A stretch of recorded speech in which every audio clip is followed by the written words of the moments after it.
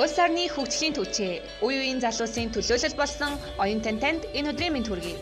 Бид хүндэт зочинтойгоо амжилттай суралцах, амьдрал, ажлын байранд хэрхэн өөрийгөө бэлтгэх талаар ярилцдаг билээ. Биднийг сонсож байгаад баярлалаа. Оюутан гэр бүл тавтай морил. Сайн дурын ажил хийдэг нийгмийн идэвхтэй сонсогчид маань энэ удаагийн зочныг таних нь гарцаагүй байх. Энэхүү хүндэт зочин маань энх хамгаалангийн дулам сүрэн билээ. Радокс, Ахиллес, Women for Change, Зэрэг сан, Шинэ Монгол Мацубуши сан гэд олон үйл ажиллагаа ивэнтүүдэд оролцож зохион байгуулсны дараа түүн нэгэн гайхалтай гарааны бизнесийн санаа орж ирсэн нь Mevento буюу ивэнтүүдийн нэгдсэн сайт юм. Өдгөө тус стартап нь хүн хүчгүй магадгүй зохион байгуулалт хэрэгтэй байгаа байгууллагуудын хандах газар болсон байна. Бусдад битгий итэг гэж ярих биш, өөртөө битгий итэг, ямиг бүү хоошин тавьгийг заршиг баримталдаг дайчин мэт боловч ярилцлагын үеэр түүний инээд өөрийнхөөрөө бие барилгүй чөлөөтэй байдал нь түүнийг чимж байлаа. Ингээд хэрхэн амжилттай оюутан болох тухай түүний бодлыг сонирхоцгоё. Бид их хэлэхэд бэлэн харин та чихвчээж шангалаарай. За сайн байцгаана уу? Манай подкастыг сонсож байгаа үзэгчдээ сонсогчдоо өнөөдрийн өглөөний өдрийн оройн мэндийг хүргэе. Тэгээд манай өнөөдрийн зочноор санхүү эдийн засгийн сургуулийг төгссөн Дуламсран эгч маань яаж оролцож байна. За та тэгээд сонсогчдод өөрийгөө танилцуулна. За бүгдээрээ сайн уу? Өглөө өдөр оройн мэнд хүргэе. За Дуламсран гэдэг Дука гэж дууддаг. Сая өнгөрсөн хавар 18 оны хавар санхүү эдийн засгийн сургуулийг бизнесийн удирдлагаар төгссөн. За тэгээд таны хувьд бол би таныг яг Mevento гэдэг стартап эхлүүлснээр нь сайн мэднэ. Бас олон клубт явдгаар нь сайн мэднэ. Одоогоор яг юу хийж ямар зүйл дээр ажиллаж байна? Төгсөөд бол нэг 2 сар голомттой ажилласан. Тэгээд тэрний дараа яг найзуудтайгаа нийлээд өөрсдөө гэсэн бизнес эрхлээгээд шийдээд ивэнтүүдийн нэгдсэн сайтыг хийгээд тэгээд хэд ивент хийсэн. За тэгээд одоо яг тэндээ бол зөвлөхөөр яваад тэгээд давхар Шинэ Монгол технологийн дэд сургууль инновац технологи дамжуулах төв гэдээ байгуулагдсан. Тэрэнд менежер хийж байгаа. За тэгэхээр одоо үндсэн асуулт руугаа ерөнхийдөө орцгоё. За манай хамгийн ихний асуулт бол уламжлал болсон асуулт. Амжилттай оюутан гэж хэнийг хэлэх вэ таны хувьд? За би энэ дээр оюутан гэдэг үг нь яг оюунлаг иргэн гэсэн утгатай юм болоо гэж боддог. Тэгээд яг сурж явах хугацаанд оюунлаг иргэн болоод төлөвшөд гараад ирэх юм бол тэр одоо ерөнхий утгаар бол амжилттай төгсчлөө гэсэн үг. За тэгээд яг хүн болгоны хувьд ингээд амжилт гэдэг чинь өөр хэмжүүртэй шүү дээ. Тэгэхээр яг миний хувьд бол тавьсан зорилгоудтай хүрээд төгсөх юм бол бас яг амжилттай оюутан гэж хувь хүнийхээ хувьд үзэж байгаа. За би болохоор дүнгээ нөгөө тэтгэлэг авдагхгүй долларын тэтгэлэг гэх юм уу яг зээл гэх юм уу тэг хувийн хүүтэй тийм юм автын хамрагт. За жишээ нь миний хувьд болохоор тэтгэлгээ хураалгахгүй дүнтэй суралцах. За тэг хичээл бүрээсээ бүтээлтэй ямар нэгэн гарцтай дүүргэх. За зөв хандлагатай танилын хүрээтэй болж төгсөх. За мөн төгсөхөөс өмнө мэргэжлийн дагуу ажилд ороод төгсөх гэх мэт одоо анхны наазахын зорилт үзүүлэлтүүдийг тавьж ирсэн. Тэгээд энэ бүгдтэй ямар ч гэсэн өөрийн хэмжээнд хүрээд төгссөн учраас өөрийнхөө хувьд бол амжилттай оюутан болж чадсан. За баярлалаа. Маш сайхан хариулт байлаа. Тэгээд манай сонсогчд маань их гайхаж байгаа. Та ер нь яг ямар тэтгэлэгт хамрагдаад явдаг вэ? Тэгээд тэр тэтгэлэгт хамрагдах ер нь танаас яг юу шаарддаг вэ? Яаж тэр тэтгэлгийг олж мэдсэн талаараа ярих уу? Энэ болохоор нөгөө Шинэ Монгол технологийн дэд сургууль Мабучи сантай хамтарсан тэмцэтгэлэг. Мабучи Японы сан. Тэгээд оюутнуудад долларын хүүгүү зээл өгдөг. Гэхдээ зээл хийхээс илүү тэтгэлэг талдаа орно. Яг гэвэл зөвхөн тэр зээлийг өгөө зогсохгүй дээрс нь маш олон гоё хөтөлбөрүүдэд хамруулдаг. Уулзалт сургалтууд, номын хэлэлцүүлгүүд тэгээд ихээр аюу гоё үнцэнтэй тэтгэлэг болчдөг. За тэрний тэтгэлэг болохоор намар явагддаг баха. Хавар нэг явж агаад тэгээд намар шалгаруулалт нь яваад тэгээд өгдөг. 2 жилээр юм уу 4 жилээр авч болдог тийм тэтгэлэг. сургууль дээр зарлалууд нь би л дандаа оруулдаг л та. Групп дээр тэгэхээр миний оруулж байгаа заруудыг сайн харж байгаарай гэх.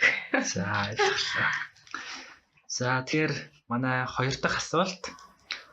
Та ер нь хичээлээс гадуур ямар үйл ажиллагаанд хэрхэн оролцож байсан? Тэгээд ерөнхийдөө оюутан байх хугацаанд өөрийгөө хөгжүүлэх ямар боломжууд байдаг вэ? Тэгээд өөрийнхөө туршлагаас хаваалцсан уу? За амар туршлага. Яг зарим манай яг үеийн оюутнууд бол аюу мундаг тэгээд гадагшаа дотгошоо их явж хөтөлбөрүүд хамрагддаг. Би л яг тэгж байгаагүй. Гэхдээ сургуулийнхаа 4-5 клубт бол яг үүсгэн байгуулагчаар яваад тэгээд бас нэлээдэн клубт гишүүнээр явж исэн. Тэгээд орж гараад тэгээд тэр бүх туршлагуудаа цуглуулж агаад яг төгсөх өглөө нэг клуб нисэн. Тэр нь болохоор санхүү стартап клуб гэдэг.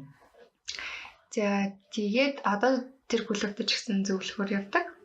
Яа оюутнуудын хувьд бол яг сургууль дээрээ болон сургуулиас гадна тиймэрхүү клубт хамрагдаад гишүүн нь болоод тэгээд идэвхтэй байгаад тэр клубийнхаа үйл ажиллагаанууд оролцсноор бол өөрийгөө хөгжүүлэх боломжтой. Дээрээс нь бас клуб гэлтгүй нэг гадуур том болж байгаа том жижиг ивентүүд, хурал уулзалтууд, за тэгээд бас нөгөө аян санаачлагууд, тэмцээн уралдаануудад зохион байгуулалтанд нь оролцож болно. Эсвэл өөрөө бас тэр тэмцээн уралдаануудад оролцоод өөрийгөө сориод үзэх юм бол одоо хувь хүний ахид хөгжил бол маш ихээр нэмэгддэг. Тэгээд жишээ нь ингээд энэ тэнд одоо юм зохион байгуулаад зөндөө их юмд ингээ оролцоо явахаар яг ингээд барьцтай би тим юм сурчжээ гэж хэлэх юм заримдаа байхгүй юм шиг хэрнээ. Дараа нь ингээд өөртөө юм зохион байгуулангууд ингээ аяндаа ингээд юм зөндөө их юм сурцсан ингээ хийж чаддаг болцсон байдаг. Тэр нь л их өөр өгөөжтэй. Тэгээд надад яг сонирн байна л да. Та яг хизээнээс ингээд олон клубын ажилд хамрагдаад клуб зохион байгуулаад тэгээд сайн дурын ажил зохион байгуулаад яг хизээнээс энэ бүхэн чи эхэлсэн бэ? За эхний 1-р курст бол намайг 10 жил байхад нэг тийм сайн дурын ажил гэж бараг байдаггүйсэн. Тэгээд гадуур ч гэсэн тийм яригддаггүй. Эцэг ихэн ч гэсэн тийм юм бараг явуулдаггүй. Тэгээ яг намайг оюутан болоод эхэлсэн чинь 1 жил болоод 1-р курсын 2-р курс яг өглөөс эхлээд яг иймэрхүү юмнууд айгүй их яригдаж эхэлдэг болсон. Яг л нөгөө нэг гадагшаа явсан оюутнууд эргээгээд би ийм юм байсан учраас ийм сайн дурын ажлууд оролцсон учраас явж чадсан ингээл тиймэрхүү нийтлэл зөндөө гардаг штэ. Тэгэхээр хүүхдүүд ийм юм хэрэгтэй юм байна. Эцэг эхүүд нь бас ийм хэрэгтэй юм байна гэд ойлгож аваад би болохоор яг 1-р курсынхаа өвөл нь биш 2-р курсынхаа өвөл юм байна. Нэг дадлага их газраа хайж явж байгаа. Тэгээд санаандгүй гэлгаар утнаас татгалцах санаачлага гэх тийм санаачлагт сайн дурын ажилтаа хийжсэн. Тэгээд тэр болохоор яг зөвлөлтөд бүлгийн эмэгтэйчүүдийн хийсэн даавнуудыг хүмүүст борлуулах, зарах, маркетинг хийх. Тэгээд гэлгаар утны хор хөнөөлийг бас бусад хүмүүст нийгэмд ойлгуулах тийм хуулийн ажил хийх хэрэгтэй. Тийм сайн дурын ажил байсан. Тэндээс бол зөндөө яг тийм гоё найзуудтай болж авч чадсан. Тэгээд яг дадлагаа бол тэрийг л хийгээгүй. Дадлага гэж яваагүй сайн дурын ажилгаа явцсан. Яа тэгээд тэрний дараа болохоор яг он цагаар нь бодох юм бол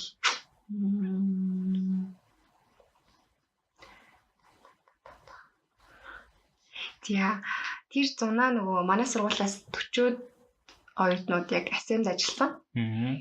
Тэгээд тэнд болохоор хамгийн гоё эзэн зүйл нь гэхээр бүр ингээд нийтдээ 1000 гаруй оюутнуудыг яг нэг зорилгын төлөө ингээд базаад сургаад чиглүүлээд тэгээд тэр assembly амжилттай зохион байгуулахад оюутнуудын хувь нэмэрч гисэн зөндөө байсан. Тэгээд тэр олон хүмүүсийг ингээд чиглүүл сургаж байгаа багш нарыг хараад бол үнэхээр их бахархсан. Би болохоор яг олон орны сэтгүүлчдийн яг International Media Center гэх тэрэнд нь ажиллажсан хгүй. Тэгээд яг тэр сэтгүүлчид ч уг нь англи хэл маш сайтай байх шүү дээ. Тэгсэн чинь тэнд болохоор ингээд амар хэцүү айлахтай.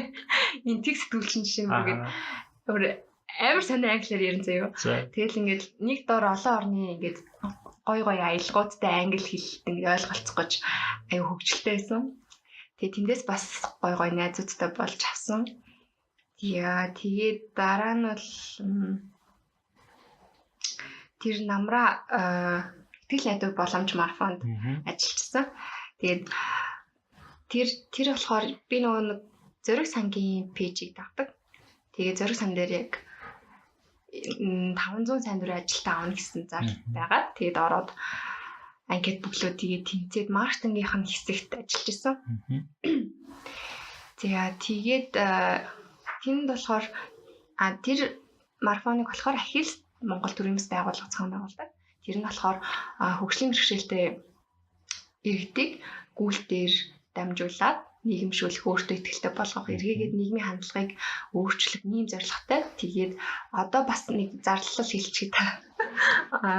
Ахилс хүүхд гэдэг хөтөлбөр болгож байгаа. Тэр нь болохоор 6 хөгжлийн бэрхшээлтэй хүүхдүүд ингэж сургадаг тэр 6 тусгай сургууль дээр тогтмол гүйлт зохион байгуулад тэгээд тэр хүүхдүүд ингэж заалын хөтөлжгүйгээд тэгээд нөгөө гүйсэн километруудыг нь тэмдэглэж аваад тэгээд бүр хавар хүртэл тэмдэглээд нийт цуглуулснаар нь тэр хүүхдийг урамшуулж шагнадаг. Энд дээр бас шагналын нөх байгууллагууд хүмүүсээ холбогдож байна. Дээрээс нь тэр хүүхдүүдийг километрийн нөгөө нэг тэмдэглэж хөтөлж гүйх тийм сайн дурын ажилтнуудыг бид нар одоо яг зарлалаа удахгүй тавина.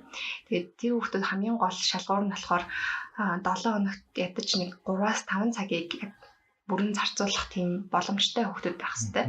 Тэгээд тууштай хавар хүртэл байж чадах юм бол тийм хүүхдүүд хайж байгаа шүү. Хэлчихье. Тэгээд нөхөл юм да. Миний хувьд болохоор бас Ахилс Монгол хэд удаа оролцоод тэгэд гүйж явж байсан. Тэгээд яг өөрөө тэр дундад оролцоод явж байсан хүний хувьд бол надад бол маш их өндөр сэтгэл үлдсэн. Тэгээд би одоо өөрийнхөө өдөр тутмын таадаг энгийн үйлдэлээс хүмүүст ингээд маш их ихтгэл найдвар боломж байгаа юм шиг гэдгийг бол харуулж чаддаг гэдгээр бол энэ арга хэмжээ маань онцлог байгаа. Тэгээд сүүлд энэ намар баха бас нэг марафон болсон доо. Тэр үед харсан чинь бас та зохион байгуулж ирсэн. Тэгээд 500 гаруй сайн дурын ажилчдыг ингээд зохион байгуулахад ямар хүндрэл бэрхшээлүүд гарав. Тэгээд та тэндээсээ юу сурч авсан бэ? Яг энэ жилийнх болохоор яг би төлхөө ингээд удирдлагын багт ингээд ороод явсан. Өмнө нь болохоор яг жилийн өмнө болохоор яг маркетинг зөвхөн маркетингийн багт нь л байсан. Тэгэхээр арай ингээд оролцоо бага, бас хариуцлага бага. Тэгэхээр сая болохоор өнгөрсөн намар болохоор арай 500 байгаагүй юм аа. Нэг 300-аад хүүхэд байсан. Сайн дурын ажилтнууд ихэвчлэн л оюутнууд 10 жилийнхэн байна л та. Тэр хүүхдүүдгээ ярьчих. Тэгээд хамгийн гол нь цогон байгуулалтаа бүтцийг сайн гаргах хэрэгтэй.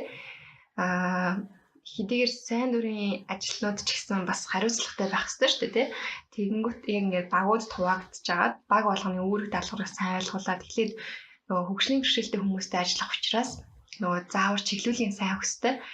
Тэгээд багуудынхаа тус нь бас чиглүүлгийн нөгөөд за баг болгоных нь ахлагч нартай айгуу юм тулж сайн ажиллаад за тэгээд эргээгээд ямар нөгөө нэг сайн дурын ажилтнуудад ямар үр өгөөжтэй гэдгийг нь сайн хэлж өгөөд тэгээд угаасаа нэг ингээл ажиллаад үдцсэн хүмүүс бол ямар гоё гэдгийг ойлгоод мэддэг учраас өөрсдөө ч гэсэн ингээд хариуцлагатай байгаад явцдаг. Яг шинээр орж ирж байгаа хүмүүсд л ер нь жоохон хэцүү. Гэтэ ер нь бас тэр өдрийнх нь нөгөө цаг агаар их нөлөөлт юм шиг байгаа. Цаг агаар тэгээ нөгөө сайн дурхантай өгж байгаа хоол уус яг тэдгээр нь л сайн байгаад тэгээд яг гоё нөгөө нэг хүүхдүүдийн уур амьсгалыг сайн гоё бүрдүүлчих юм бол тэгээд найзалж нөхөрлөөд ингээд загамж зандрах биш найзалж нөхөрлөөд ингээд аваа авчих юм бол бүгдөө л адилхан хүүхдүүд шүү дээ. Тийм учраас амар зиндаахалгүй тэгээд явчихад бол гайгүй. За тэгээд нөгөө Ариг банктай хамтарсан учраас яг ерөнхий шүүлтийн тэр нөгөө том юмнуудын аригийнхан хариуцаад хийцэн тайз мэз гэд. Тэгээд бид сайн дурынх нь болохоор яг хөгжөөнд хэмжих тэгээд хүмүүсийг хөтөлж гүөх. За бусад одоо дид тийм жижиг болоод тийм бусад ажлууд нь хариуцсан учраас харьцангуй ачаал багтай бас хариуцлага арай багтай нөгөө томчуудыг бодоод тэгэл яг миний хувьд сурсан зүйл гэх юм бол нөгөө тийм олон хүмүүсийг ингэж нэг багц болгож чиглүүлэх чинь өөрөө амар ажил шүү дээ. Тэгээд би ер нь бол яах учраа болохгүй. Тэгээд яг нөгөө сарамжлагч шүү дээ. Тийм. Сараа хичрүү шууд видео колыг л битэр би чадхлаа яах бол гэж яриад тэгэл ингээ одоо юу хийх вэ яах вэ гэл угс ингээд анх удаа тийм том багтай учраас амар юм туршлагагүй дээ. Тэгээд намайг бол чи ингээл чаднаа л гэж бодож байвал юу хийснэ хий гэсэн байхгүй юу. Тэгээд би яг өөрөө нөгөө ивент шүү дээ. Манай багийн хүүхдүүдээ бас сайн дурхнаа оруулж ирээд за ингээ одоо бүгдөө ингээд хамт энийг авч явъя, чиглүүлээ, сургая гэл. Тэгээд зүтгэсэн. Тэгээд амжилттай болсон. Нилээн зохион байгуулалт сайн болсон гэж магтаалсан. Тэгээд их жил гэсэн бид нар бас зохион байгуулах одоо ч гэсэн ер нь ахилстай холбоотой ингээд тасралтгүй цаашдаа ч гэсэн явна гэж боддог. Гой хамтуулан байдаг ч юм мэдчихэж байна. Тийм мэдчихэе. Тэгээд яг энэ жил ялч ихөө зохион байгуулалт байсан болсон. Тэгээд би бас өөрөө 10 км-т тэгэл замын туршид ингээд ядраалгүйгээд байгаа байхгүй. За одоо яаж барианда ямарсан орд юм шиг л гүйжгэргээл тэгэл нэг тэр дүнжин гараас эргээл нөгөө нэг бариа гарах нэг 100 м тэр хаач нөгөө хүчээр дэмжиж амар алга ташааж явсан чинь нөгөө чи юу ядарсан ч юмгээс амар хорд гарах алаасан. Тэр мөч амар тэр мөч бол маш гоё байсан. За би бас тавдаггүйсэн шүү дээ. Тий харсан юм. За тэгээд дараагийн асуулт байгаа одоо орцгоё. Тэгээд таны хувьд бол оюутан насны тань хамгийн том ололт амжилт бас нөгөө талаараа алдаа дутагдал чинь юу байваа? Тийм. Ололт амжилт гэхээр нөгөө медаль хөгжлөл бол биш те. Миний хувьд бол биш. Хамгийн одоо ололт амжилт гэх юм бол оюутан наснда найзууд болсон найзууд маань. Одоо ч гэсэн би найзуудтайгаа хамт ингээл өдөр болгон баг уулзаал ингээл явдаг. Манай нөгөө бизнесийн маань хамтрагч. За тэгээд тэр найзаа олж авсан. Тий. Танин гэж. Хэлчихв. Найзаа ярьсан чи ямар сонир болж байна. Бизнесийн техник одоо маркетинг чиглэлээр сураад одоо яг төгсөж байгаа. Дипломоос амжилттай хамгаалаад дууссан. Альтерма гэдэг манай найзыг. Тэгээ яг л оюутан байхдаа л яг дөнгөж танилцаал, найзлал авсан болохоор энэ найзаагаа яалтчгүй дуртах хэвээр. Тэгээд бас 10 жилээсээ одоо хүртэл найзалж байгаа бас найзууд зөндөө мэдээж байгаа. Яг хуу энэ найзаа тодтогоод хэлчихье бусдаас гомдож болохгүй шүү. За алдаа оноо гэсэн шүү дээ. Алдаа гэхээр одоо заримдаа нөгөө нэг би биендээ найдаад юм арчдаг шүү дээ. Эсвэл нөгөө бусдад битгий итэг мэтгэл үгээд шүү дээ. Яг энэ бол өөртөө битгий итэг байхгүй юу? Өөрийгөө за би маргааш хийчихнэ гэдэг ингээд хоошлол юмаа хоошлуулж байгаа бол тэр чинь бас айгу буруу гэдгийг бол нэлээд сайн ойлгож авсан. Гэхдээ оюутан болохоор бас нэг ажил дээр гараад ирэхээр маш том нөгөө хариуцлага одоо нэг юм хоошлуулаа гэхэд амар их хариуцлага ирж байгаа юм чинь. Оюутан байхдаа яг нэг дүнэл буурна шүү дээ. Тэгэл өнгөрнө. Тэгэхээр бас сүүлийн үед бас ажил дээр гараад ер нь нэлээ тэр өстой болохгүй мэн шүү. Хоошлол юмыг хоошлуулах их буруу юм байна гэдгийг ойлгоод байгаа. Тэгэж бас алдсан зүйл мэрцээр оюутан наснд бол байгаа. Тийм. Алдаа. Би тэгээд энэ 100 бас тантай нэг хэд таарсан. Тэгэхэд та бол ерөөхдөө дандаа л нэг алдармаа гэд найзтайгаа компьютер дээр юм хийгээл маш завгүй ер нь зоныг өнгөрүүлсэн юм шиг байна. Тэгээд ер нь саяны өнгөрүүлсэн зоныхаа тухайд ярил бас нэг 10 хэдэн юм зохион байгуулсан юм уу? Харж байгаад амар завгүй өнгөрсөн байлээ. Өөрсдийн гэсэн нэг 4-5 ивентүүд зохиогоод дахиад бас нөгөө том ивентүүд туслах үүрэг гүйцэтгээд туслан гүйцэтгэгчээр оролцоод явсан. Тэгээд баг маань өөрөө аягүй жижигхан 4 хүнтэй. Тэгэхээр чи нөгөө нэг хүндээ хачааллаа замыг хэрэн шүү дээ. Тэгэл ингээл баян компьютер дээр тэгэхээр 100 дулаахан байх гэхгүй гэсэн л та ирж чи. Ахаад комо чирэл явчихна. Одоо бол аягүй хэцүү байна. Хүүтэнд 100 бол тэгэл ерөөхдөө бизнесээ л аль болох хөгжүүлэх нөгөө маш их ихтгэл үнэмшил байгаад байгаа учраас ядархаа мэдэхгүй тийм байсан. Тэгээд намар болоод ирэхээр нөгөө нэг бас нөгөө бусад хийдэг ахилсаас эхлээд бусад сайн зүрх ажлуудаа бас орхигдуулж болохгүй. Тэгээд тэр нь тэдгээр ажлуудаа ингээ хослуулад яаж хамт ингэж авч явж болох вэ гэдэг дээр ярьж байгаа. Тэгээд хамтарч хийсэн. За тэгээд зүүн бас нөгөө хаб байгуулагдсан шүү дээ. Хавраас эхлээд хаатар нэлийн өнжсөн. Тэгээд бас амруудын ивентүүдэд аль болох чадхаараад туслаад нөгөө том газрын гоё ивентүүдэд туслах чинь амар гоё мэдрэмж шүү дээ. Юу ч ингэж ядрахгүй. Гэтэ биеэр бол ядраад сэтгэлээрээ ерөөсөө ядрахгүй. Тэгээд бас хүмүүс энэ ивентэд ингээд сайн дурын ажилтнаар ч байна уу эсвэл бүр үндсэн зохион байгуулагчаар ч байна хамаагүй ингээд оролцоо явж ингээд тэр нөгөө төрхөн нас их гоё юм шиг одоо жоохон амбиц яваад шүү дээ. Гэтэ яг тэр нь байсан ч өөр зүйл байсан ч ер нь л яг гоё хүмүүсийн хажууд байгаад тахаар гоё юм сурдаг л тэр аягүй чухал. За тэгээд яаж ингээд оюутан байх хугацаанд хичээлийн хажуугаар олон клубт хамрагдаад сайн дурын ажил хийгээд өөрөө бас стартап хийгээд яваад байна. Яаж энийг амжуулаад байна. Тэгээд яаж өөрийгөө хамгийн гол нь тэр тав тухтай бүсээсээ гаргаж аваад яаж өөртөө энэ их ачааллыг өөртөө бий болгож чадчихна гэдэг талаас ярьж өгөөч. За нэгдүгээрт бол яг гэр бүлээс бол амар их цаг гаргаж өгдөг. Ерөөсө гэрээ ажил хийдэг. Тэгээд аль болох ингээл өөрийгөө хөгжүүлэх юмдаа яв гэл цаг гаргаж ойлгодог болохоор ийм нөхөө сэтгэл санааны дарамтгүй ингээд юмаа хийхэд аюу тустай. За тэгээд найзууд маань яг магадгүй яг иймэрхүү төрлийн хүмүүс бас байдаг. Тэгэхгүй бас ингээд тийс өөр найзуудтай бол бас ингээд тэднэртэй автаад ингээд бас ингээд юм сайн дурын ажил хийхгүй шүү дээ. Тэгэхээр бас хамтдаа ингээд хийдэг болохоор бас их тустай. За тэгээд юу лээ. Яаж ярины тав тухтай бүсээсээ гаргаа. Тийм хэцүү шүү. Тухтай бүсээсээ гарах чи ер нь их хэцүү бас их муухай зүйл. Би одоо жишээ нь ингээл голомцтой ажиллаад ингээл гай үцэлээ аваад яваал гэж болохоор тэгэл ингээл ажил тараал гоё ихчлээд. Тэгэхээр өөртөө ингээд бизнес эрхлээд тэрийг ингээд удирдах явангууд чинь тэрэндээ ингээд 24 цаг ингээд сэтгэл зовоостой. Одоо яах вүлээ ийх вүлээ гэл ингээд нэг бодлын жоохон дарамттай юм шиг ирнэ. Буцаагаад ингээд яагаад эхэлсэн зорилгоо санаад тэгээ юунд хүрэх гэж байгаа илээ те.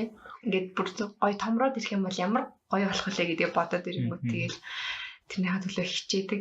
Тэгэхээр яг эргээд нөгөө хүмүүс ярьдаг ч дуртай юмаа хийхээр чинь гоё ямар ч нөгөө юугүй.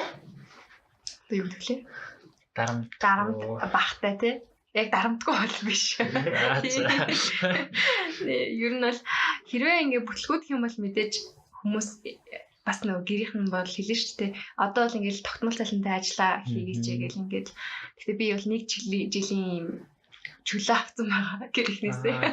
1 жил яг ингээд чи тэр багтаага ингээд хувийн юм хийх гэдэг оролдоод үз. Тэгээд болохгүй хам бол тогтмол цалинтай гайгүй ажиллаа орно шүү гэдэг. Тэгээд тохирсон байгаа. Тэгэхээр бас гайгүй. Тэгэл тохироо үздэй гэл. За. Тэгэл манай дараагийн асуулт бас таны стартаптай холбоотой. Тэгээд ерөнхийдөө өнөө үед бол ерөнхийдөө маш олон залуучууд стартапыг их сонирхож байна. Тэгээд маш олон залуучууд бас стартап эхлүүлж байна. Тэгээд таны хувьд энэ санаагаа, Mevento-гийн санааг хаанаас олоод тэгээд яаж хэрэгжүүлэх тэр зэрэг гаргаад эхлүүлвэ? Энэ талаараа ярина уу? Тийм. Зөндөө олон ивентүүдийн сайн дурын ажлууд ер нь нийгмийн идэвхтэй байснараа ер нь санааг олсон гэж хэлж болно. Ивентүүд дээр жишээ нь ингээ хүмүүс нөгөө ярьж байгаа хүнийхээ бичлэгийг хийж аваад тэгээд эсвэл нөгөө слайдныхаа зураг мургийг дараад идчихтэй. Тэгээд заримдаа олон хүнээс санаа зовоод асуулт асууж чадахгүй эсвэл эргээгээ тэр хэлтгэгчтэй ингээ юм ярмаар байлаа гэхэд олохгүй ингээ алдчих ч юм уу те.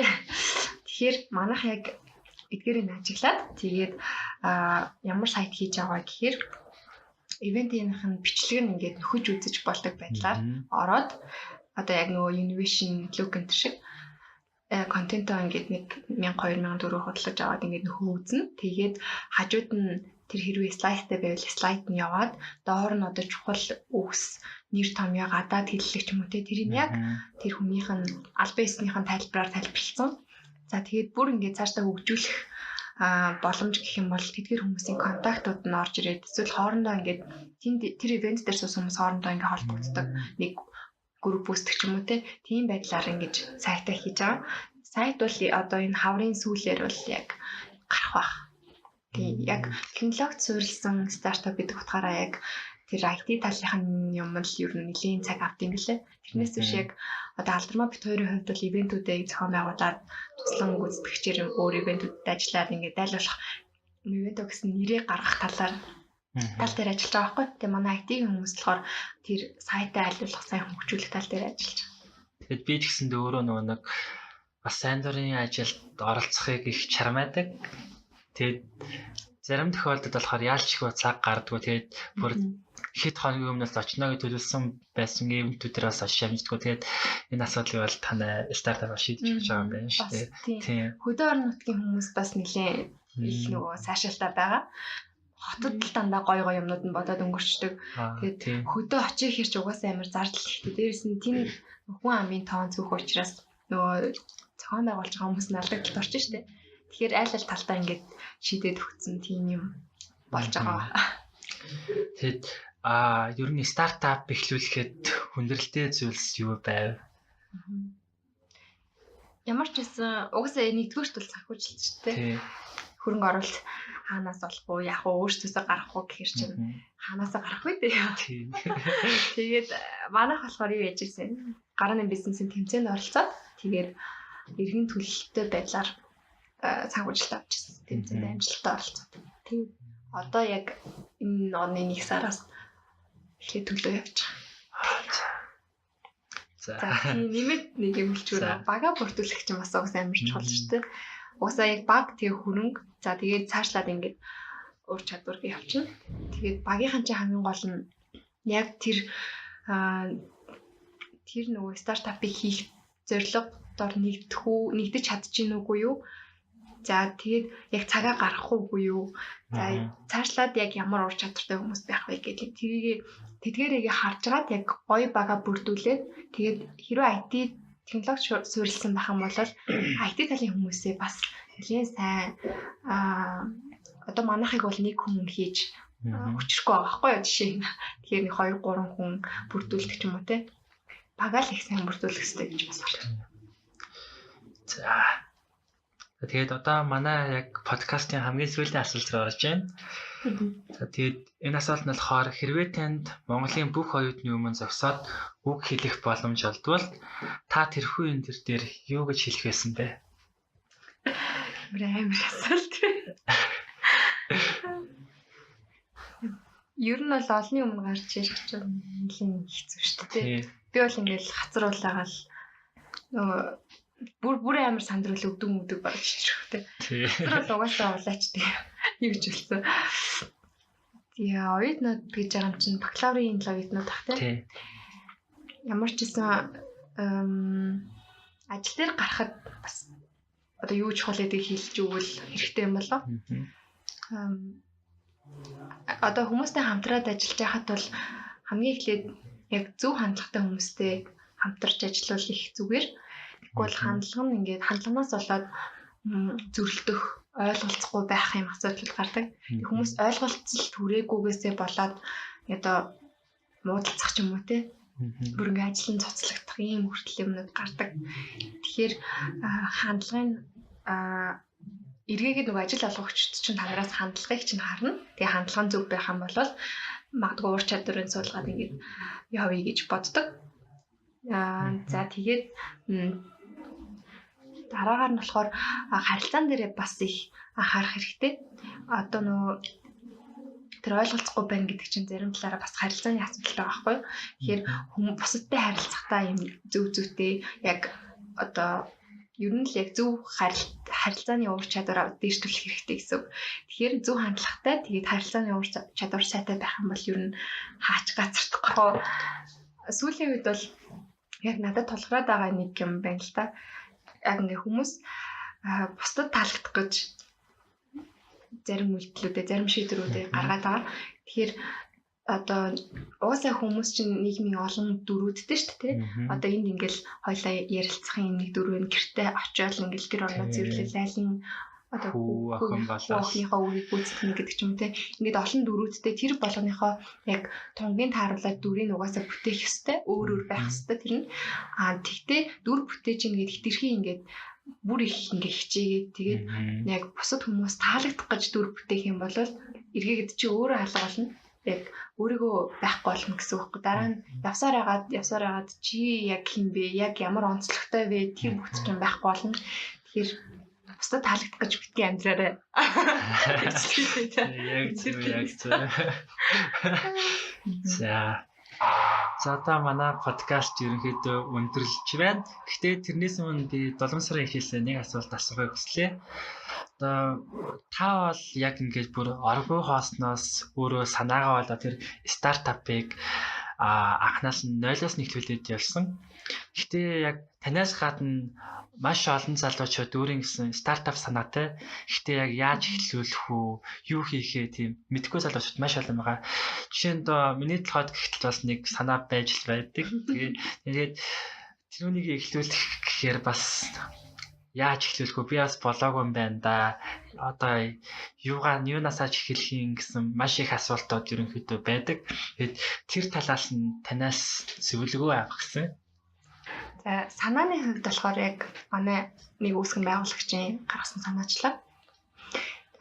За тэгээд бид нэг багаараа л ер нь бол хийж байгаа шүү дээ. Зөвхөн ингээд хаа гэж яриад хараас нөгөөдөл маань гомдох байх та тий. Яг ерөөхдөө ямар бизнес вэ гэдгээс нэлээд шалтгаална. Жишээ нь одоо манайх шиг технологиор суурилсан байх юм бол бага бүрдүүлэхээсээ чи эхлэх нь шүү дээ тий. Технологийн хүн олж авах нь. Тэгэхээр тэр хүн чинь яг чиний юм сэтгэл гаргаад хийгээд ингээ нэг баг болж чадахгүй юу гэдг нь бас шалгах хэрэгтэй.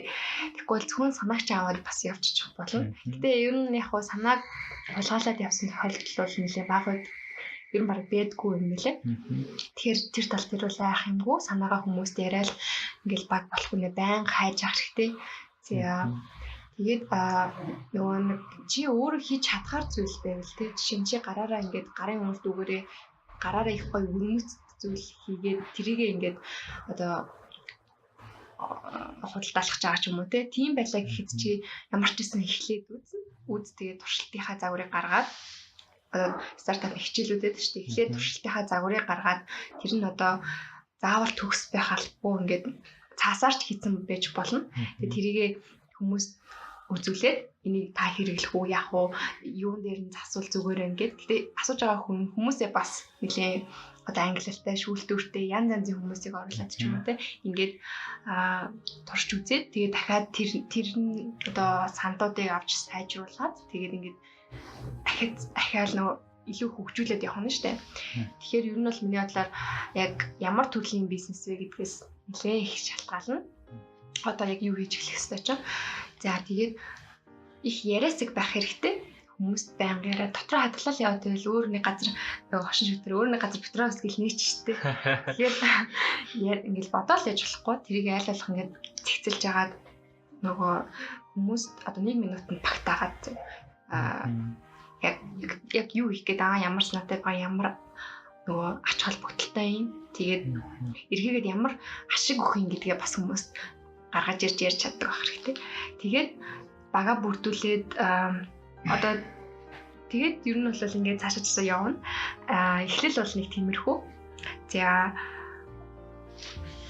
За танд маш их баярлалаа. За манай подкаст ерөнхийдөө өндөрлж байна. Тэгээд таны хувьд бас бид нарт арай хэлж амжаагүй үлдээсэн хэлхийг хүссэн зүйлс байна уу? За оюутан подкаст гэдэг ийм гоё подкаст эхлүүлээд явж байгаа та бүхэнд ямарчсан маш баярыг хүргэе. Бас подкаст модонд ороод удаагүй байхад те зориг гаргаад ингэж эхэлж байгаа их баяртай байна. Би бол байнга сонсъё гэж бодож байна. Тэгээд тэгэхээр бүх оюутнуудыг хамарсан бүх оюутнуудад ингэж хүлээдэг тийм гоё подкаст болоорой гэж ерөөе. Тэгээд оруулмаар байгаа хүн байвал тэр хүн чинь олдохгүй байвал бас надад хэлээрээ би олж өгч бас магадгүй шүү дээ. Бас чадахгүй ч юм магадгүй. Тэгээд бас сонсож байгаа оюутнууд маань яг өөрсдийнхөө тавьсан зорилгын төлөө хичээнгүлэн сайн суралцаарай. Тэгээд за дүнгийн төлөө бас их хөөх хэрэггүй. Хэрвээ яг тэтгэлэг авдаг бол тэрнийхээ л хэмжээнд сурчхад болно. Тэгээд тэрнээс гадна та бүхэн нийгмийн итгэхээ сайжруулж олон гоё ажлуудад хамрагдаарай гэж хүсье. Тэгээд бас удахгүй болох манай ахилс хүүхд хөтөлбөрийн сайн дурын ажилтны зарлалтаас хамрагдаад аппликейшнийг бүгдөө явуулаарай гэж хүсье. За маш их баярлалаа. Тэгээд ямар ч Доламсрын ихтэй дараа нь холбогдож мэдээж подкастаа оруулах хүмүүсээ доламсрын ихтэй дамжуулж олох байх гэж найдаж байна. За тэгээд манай подкастыг сонсон бүх оюутан залуучуудаа баярлалаа. Баяртай. Баяртай. Энэ удаагийн дугаараас миний би бүтэн цагийн нэгэн хэвийн ажилласаа удаж суулгүйгээр заримыг алхамхийн өөрийн гэсэн зүйл бүтээхээр цаг наргүй хөдөлмөрлөх нь илүү амттай гэдгийг мөн гэр бүлдээ өөрийн хүсэл сонирхлоо зөвөр ойлгуулж ярилцах нь чухал гэдгийг ойлгож авлаа. Мөн таач гэсэн ямар нэгэн зүйлийг ойлгож гайхалтай санаа олж харсан бол сэтгэгдлээ бидэнтэй хуваалцаарай. Дараагийн дугаараар эргээд уулзцгаая.